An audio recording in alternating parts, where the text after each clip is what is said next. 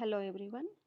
Myself Dr. M. Prashanti, Assistant Professor of Chemistry, Convent Degree College for Women, Karimnagar. In the part 1 of carbohydrates, I have discussed about the introduction, functions of carbohydrates, classification of carbohydrates, and stereochemistry of carbohydrates, and preparation of glucose and physical properties. And in this part 2 of carbohydrates, I am going to discuss about the constitution of glucose and chemical properties of glucose. In part 1, we have seen that glucose is commercially prepared from sugarcane by the hydrolysis of sugarcane and by the hydrolysis of starch. And we have seen some properties, physical properties, like glucose is a colorless crystalline solid with a melting point 146 degrees Celsius, and glucose has optical activity. It is a dextrorotatory compound, therefore glucose is called as dextrose. Glucose is an aldohexose because glucose contains 6 carbon atoms with an aldehyde functional group. In the previous part, we have discussed in the classification of glucose based on the functional groups. Okay, carbohydrates having aldehyde functional group are called as aldoses. So glucose is having an aldehyde functional group and it is having 6 carbon atoms. Therefore, it is an aldohexose. It is the monomer of many of the large carbohydrates, namely starch, cellulose. Starch and cellulose, these are polysaccharides which on hydrolysis yields a large number of glucose units. Glucose is probably the most abundant organic compound on earth. It was assigned the structure given below on the basis of the following evidences. Let us see how the structure of glucose was determined. Based on the detection of elements, estimation of elements, determination of empirical formula, determination of molecular weight proves that the molecular formula of glucose is C6H12O6. Glucose, on prolonged heating with the hydrogen iodide, it forms N-hexane, that is normal hexane. Hexane is an alkane with the 6 number of carbon atoms. This shows that all the 6 carbon atoms in glucose are arranged in a straight chain. That is, N-hexane is CH3, CH2, CH2, CH2, CH2, CH3. Total of 6 carbon atoms arranged in straight chain. So, glucose on heating with the hydrogen iodide forms N-hexane, which shows thus that glucose is that the 6 carbon atoms in glucose are arranged in a straight chain. And next, glucose on reaction with acetic anhydride undergoes acetylation and gives glucose pentaacetate. This shows that 5 OH groups are present in glucose. See, we know the formula of glucose is C6H12O6. Among those 6 oxygen atoms, 5 oxygen atoms are present in the form of OH groups. Since it exists as a stable compound, that is, glucose pentaacetate is a stable compound. This shows that 5 OH groups are attached to the different carbon atoms in glucose. That is, if 2 OH groups are attached to the same carbon atom, the compound will be unstable and it immediately loses a water molecule. But here we found that glucose pentaacetate is a stable compound. This shows that the 5 OH groups which are present in glucose are present on 5 different carbon atoms. Next, glucose reacts with hydroxylamine to form an oxime. if you see in the first reaction, glucose on reaction with hydroxylamine, that is NH2OH, it is giving oxime. The first carbon CHO is converted to CH double bond NOH, and glucose on reaction with hydrogen cyanide, that is the second reaction HCN, it is converting into cyanohydrin, that is the first carbon CHO is converted to CH bonded to one cyanide group and CH bonded to one OH group. These reactions are actually the reactions of carbonyl group or the carbonyl compounds, that is either aldehyde or ketones. These are the reactions of carbonyl compounds. This reaction shows that carbonyl group is present in glucose, that is maybe either aldehyde group or maybe either ketone group. So these two reactions indicates the presence of carbonyl group in glucose. Next, glucose on oxidation gives a 6-carbon carboxylic acid. See, on reaction with the mild oxidizing agents like bromine water, this indicates that the carbonyl group is present as an aldehydic group. See, this reaction shows and confirms that aldehyde group is present. In the previous reaction, that is in the reaction with hydroxylamine and in the reaction with the hydrogen cyanide, these reaction shows that carbonyl group is present in glucose, but we don't know whether it is an aldehyde group or a ketone group.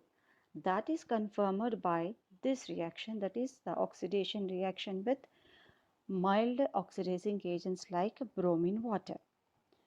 This confirms the presence of aldehyde group. Generally, aldehydes on oxidation gives acids, and ketones also give acids on oxidation, but the difference is aldehydes on oxidation gives acids with the same number of carbon atoms.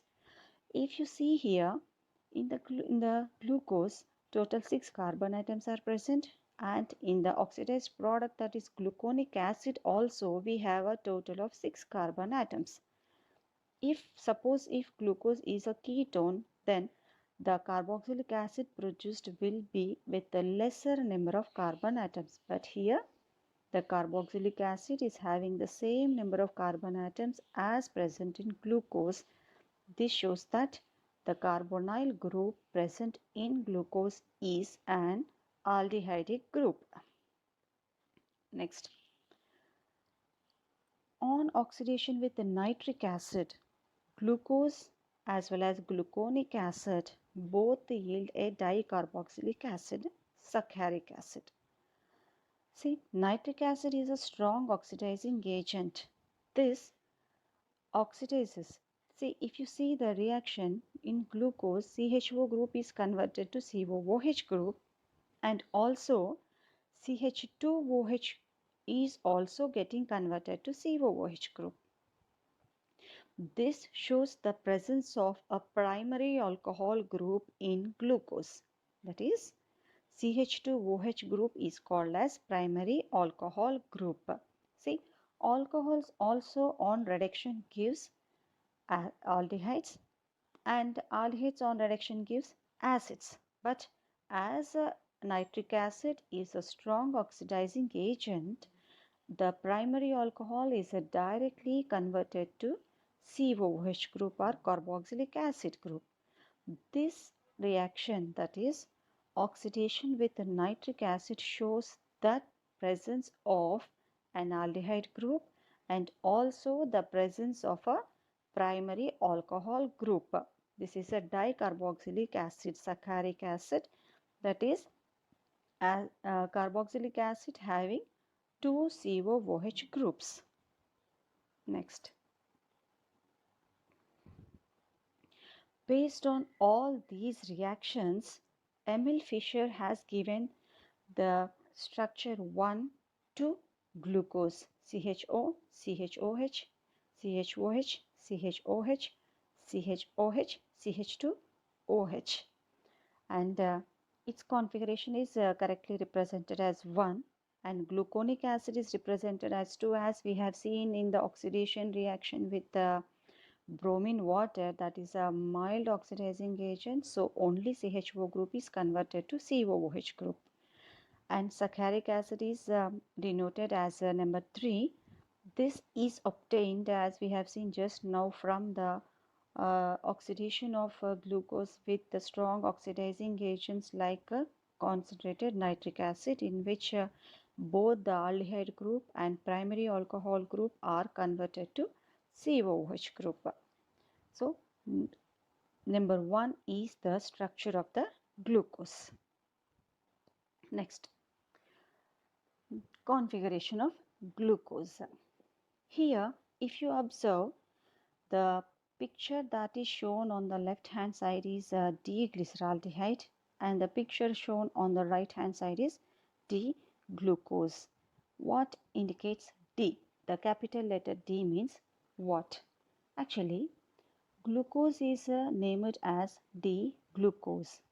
D before the name of glucose represents the configuration, whereas the plus symbol represents dextrorotatory nature of the molecule. We have seen in the physical properties about optical activity and dextrorotatory nature of glucose.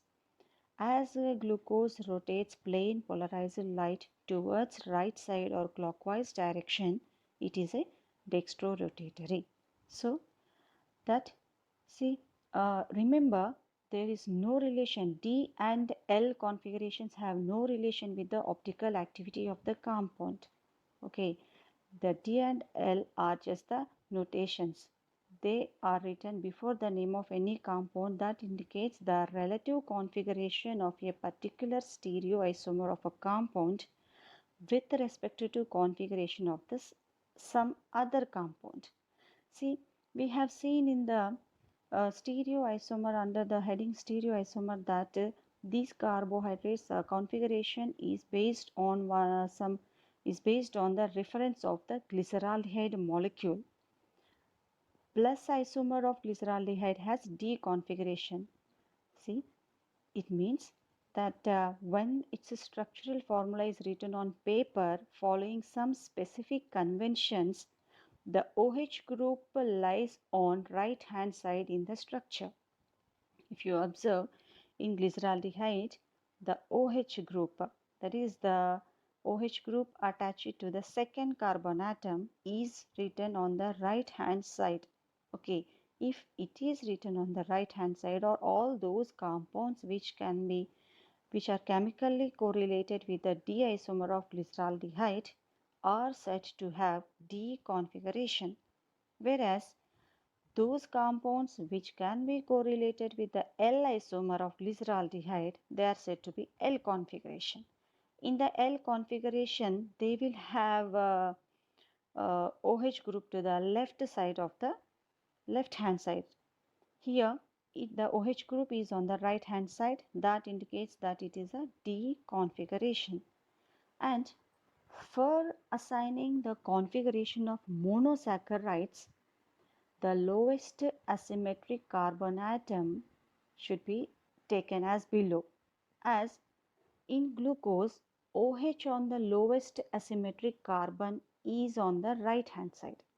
See, if you see the lowest asymmetric carbon means C4 carbon, it is on the right hand side, that is comparable to glyceraldehyde. See, the same OH group is on the right hand side in the glyceraldehyde also. Therefore, glucose is assigned D configuration. And the structure of glucose and glyceraldehyde is written in a way that most oxidized carbon, that is the CHO group, carbonyl group, should be written on the top of the structure. In this way, the configuration of monosaccharides can be explained based or by taking glyceraldehyde as the reference. Next, coming to the cyclic structure of glucose. Till now, we have seen some reactions which glucose undergoes and which proves that glucose is existing in as a straight chain compound with a total of 6 carbon atoms having one aldehyde functional group and 5 OH groups. And among 5 OH groups, one is primary alcohol group. But there are some exceptions. If aldehyde group is present in glucose, the glucose should give some other properties also. Let us see what are they.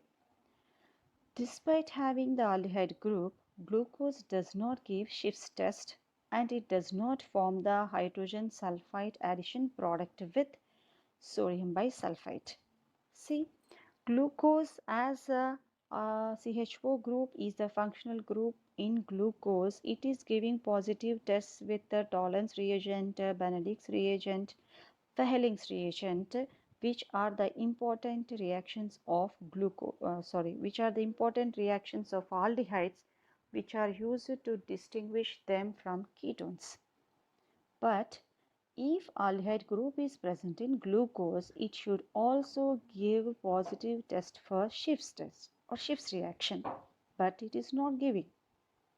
And we have seen in the structural elucidation that glucose is reacting with the hydrogen cyanide and is giving cyanohydrin, and also it is reacting with the hydroxyl amine and is giving an oxime. These are the addition reactions of carbonyl compounds. Okay, but carbonyl compounds also give addition reaction with sodium bisulfite. But even though glucose is having an aldehyde functional group, it is not giving any addition product with sodium bisulfite. Next, the pentaacetate of glucose does not react with hydroxyl amine, indicating the absence of free CHO group. Glucose is giving addition reaction with hydroxylamine, but its pentaacetate form, that is when it is reacted with acetic anhydride, it gives pentaacetate derivative, but this is not giving any addition product with hydroxylamine. And next, glucose is found to exist in two different crystalline forms, which are named as alpha and beta. The alpha form of glucose is obtained by crystallization of glucose from concentrated solution of glucose at 303 Kelvin, while the beta form is obtained by crystallization from hot and saturated aqueous solution at 371 kelvins. This behavior could not be explained by the open chain structure for glucose. If aldehyde group in glucose is free, that is, it is freely bonded to the second carbon, then this glucose should also give the above said reactions also. But glucose is not giving all these tests like a addition reaction with sodium bisulfite and giving test with the Schiff's reagent. But it is possible. Why it is not giving these tests? It is possible only if glucose is having a cyclic structure. These reactions which glucose is not giving, they show that glucose may be present in the form of a cyclic structure. That is, glucose is not having open chain structure.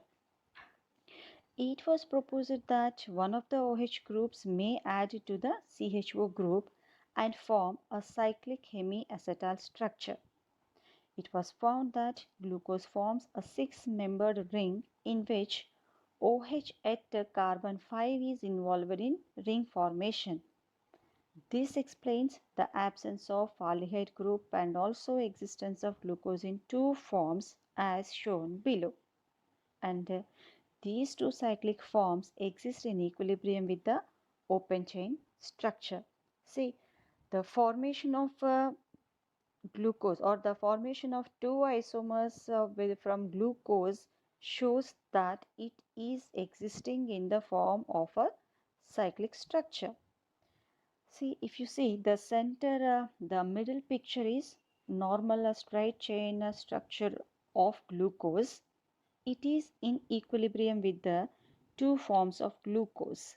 That is, one is alpha D glucose and the other is beta D glucose. These two isomers can be formed only if one of the OH group, that is carbon 5, the oxygen atom present, or the OH group present on carbon 5, if it is in cyclization with the first carbon atom, these cyclic structures are possible. And if you observe the alpha D glucose structure and beta D glucose structure, both are having the same structures or the same bonds at 2, 3, 4, 5, 6 carbons, but they differ only at the first carbon atom. In the alpha D glucose, on the first carbon atom, OH group is written on the right hand side. If OH group is written on the right hand side, that is called as alpha D glucose. If OH group is written on the left hand side, that is called as beta D glucose. And the carbohydrates which differ in configuration at carbon 1 or at first carbon are called as anomers. So these the six-membered cyclic structure of glucose is called as pyranostructures because these structures are in similar with or in analogy with the pyran. Pyran is a heterocyclic compound with the 5 carbon atoms including one oxygen atom, a total of 6 atoms. The cyclic structure of glucose is more correctly represented by Haworth structures. The cyclic structures of glucose is given by the scientist Haworth. Therefore, these structures are also called as Haworth pyranostructures. If you see, these are the pictures of images of alpha D glucopyranose and beta D glucopyranose. See, in the Fischer projection formula, we have seen that the first carbon atom is linked to the fifth carbon atom with an oxygen atom. Here, in pyranostructures, the cyclic structure of glucose can be written in this way. See, pyran is the heterocyclic compound. These are in analogy with the pyran. Therefore, pyranose.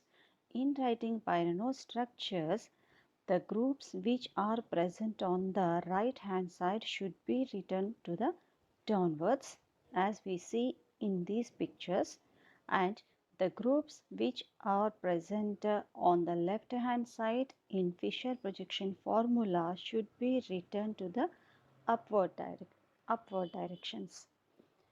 These are the Haworth pyranostructures, and as we know, in alpha D glucose, OH group is to the right hand side at the first carbon atom. It should be written downwards. And in the beta D glucose, OH group is to the left hand side, therefore it should be written to the upwards. All the remaining carbon atoms have the similar groups. Rules for drawing Haworth projections. Draw either a 6-membered or 5-membered ring including oxygen atom. See, all the aldohexoses, they mostly are 6-membered rings, and aldotetroses, pentoses and ketohexoses are mostly 5-membered rings. If you take the example of fructose, it will be a 5-membered ring. Next, numbering should be given from clockwise direction next to the oxygen atom.